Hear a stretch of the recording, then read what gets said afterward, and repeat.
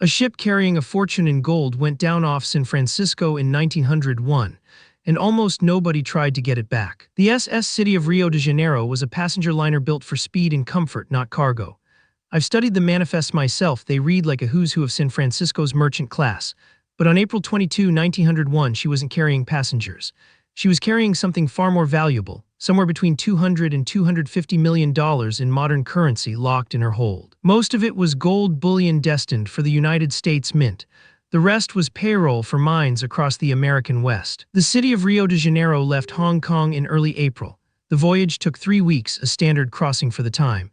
The crew knew what they were carrying, that wasn't a secret, but they didn't know that a thick fog was rolling toward the California coast, the kind that turns day into twilight and compass readings into guesswork. April 22, 1901, early morning. The ship was approaching the Golden Gate, the narrow strait that funnels traffic into San Francisco Bay. The captain, William E. Blakemore, was an experienced man, but the fog was so thick that the lighthouse at Fort Point was nearly invisible. The ship's whistle sounded. Nobody on shore could hear it clearly.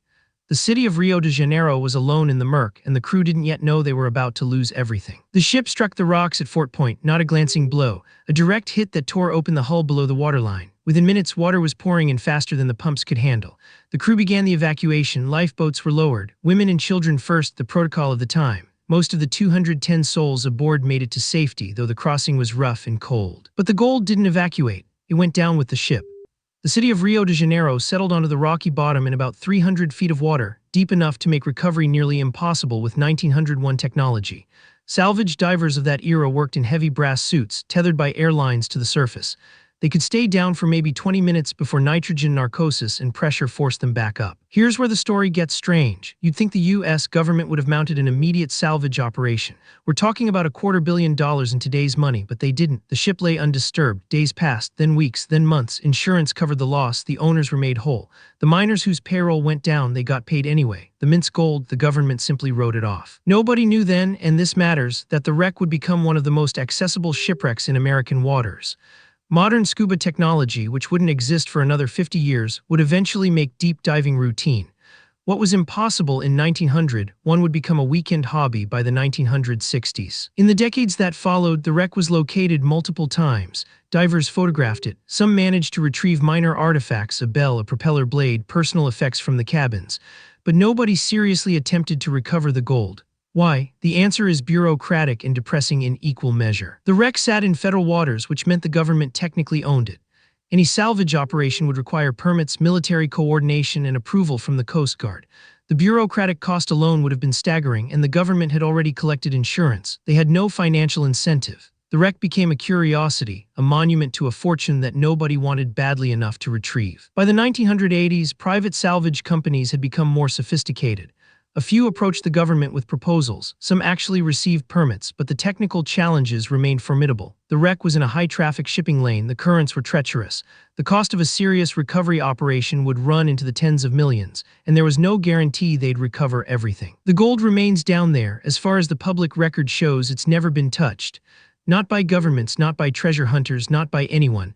The fortune sits on the ocean floor 40 miles from downtown San Francisco, a prize nobody found worth claiming. What makes this story different from a standard shipwreck is that it wasn't greed or incompetence that left the treasure untouched. It was bureaucracy. The government had insured the loss, the owners had collected, the miners had been paid. From a purely financial standpoint, the wreck was worthless to everyone involved. It became a historical footnote instead of a heist. But here's the thing that still troubles me about it. The gold was insured at a fraction of its actual value. The insurance payout was roughly 1/5 of what the cargo was actually worth. Somewhere in that gap, in those unclaimed millions, is the real story. Someone profited enormously from that sinking, and it wasn't the miners or the government. The ship's owners were insured by Lloyd's of London, the most prestigious insurance syndicate in the world. They paid out on the claim almost immediately. No investigation, no delay. The money moved from London to San Francisco in weeks.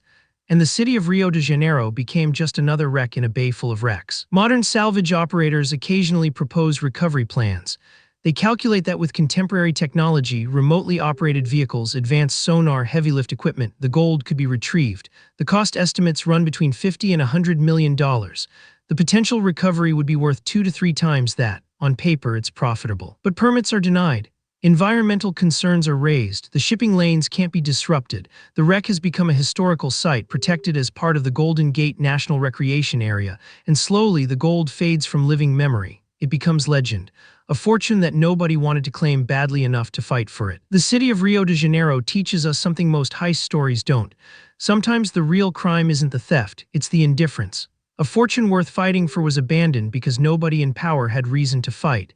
The gold is still down there waiting, it always will be. Subscribe, there's an unsolved fortune or forgotten crime every week, waiting in the archives.